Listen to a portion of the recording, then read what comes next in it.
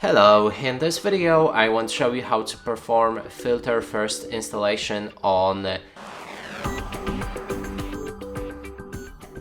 Sharp Air Purifier. And first, make sure that your air purifier is not connected to any power. Then we can proceed with the installation. And what we need to do is to remove this back cover, put your two fingers inside that gaps and open it.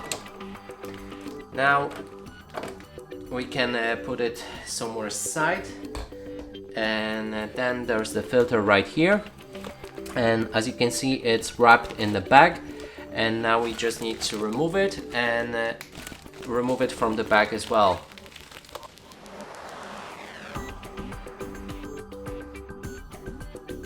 So here it is removed from the bag, and also there's this white filter, and we need to do the same thing, so remove it from the bag as well.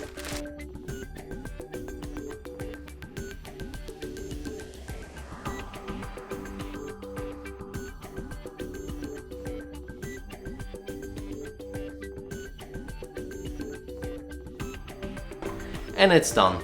And that's it for this video. Hope you like it. Please consider subscribing to our channel, leave a like and a comment below.